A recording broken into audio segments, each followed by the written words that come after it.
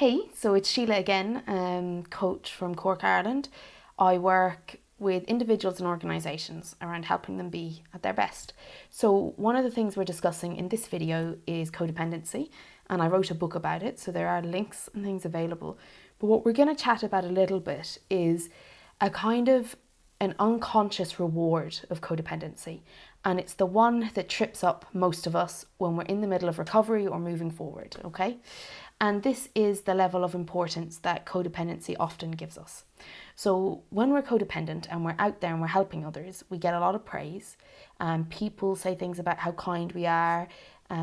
We seem to really have our stuff together because everybody sees us helping others with their stuff, and our stuff and our challenges are kind of more hidden and are less important because we're not exposing them.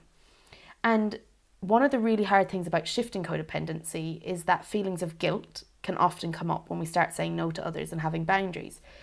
But the second most common thing I hear is that people feel bad. They don't feel good enough if they're saying no to people. So when I'm working with people and we're really looking at why they're codependent, they get a lot from codependency.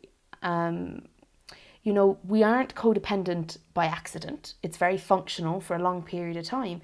But then there comes a point where it becomes dysfunctional for us. And the point that I would say is dysfunctional is the point at which it starts causing us harm, or it starts limiting our relationships or limiting us moving forward in our lives.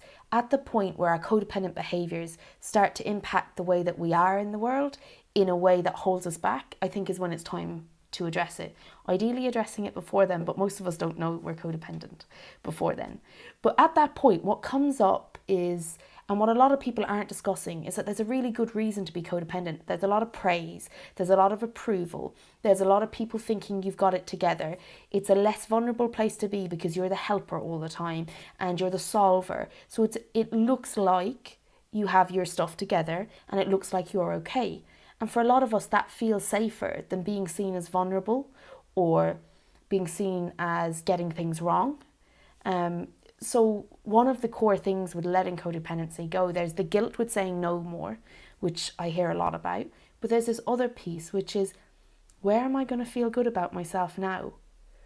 What am I going to do with all my spare time? Sure, why can't I just go down there because I was just sitting on the couch? There's this kind of idea that time with ourselves isn't valuable because nobody kind of praises it or acknowledges it, and maybe we don't feel we deserve it. When actually, when we're out there helping others, we very much get a lot of approval, we very much feel useful, and we kind of validate ourselves through the codependency. So if you're addressing codependency, a really core place to come to is what the codependency is truly giving you. Not just what's wrong with it, because we can all talk about how it's hurting us, and we do understand that it is. But what's the part that you get the payoff in? What is it giving you? Because until you come to terms with what it's giving you and you go out and you find another way to have those experiences and those qualities in your life, you're going to be kind of cutting off something, finding yourself not with the pleasure or the validation, and defaulting to trying to get it through codependency again. So a really nice thing to do is to look at the qualities that the codependency is giving you, the payoffs basically, and then to look at other areas in your life that you can start to develop these qualities and experiences, not using codependency. And instead of trying to not be codependent, you kind of start over here trying to do what would develop those qualities for you. And then slowly but surely, you start to rely less on your codependency and put more boundaries in place while you have a nice solid piece at play here that gives you those qualities that you're looking for.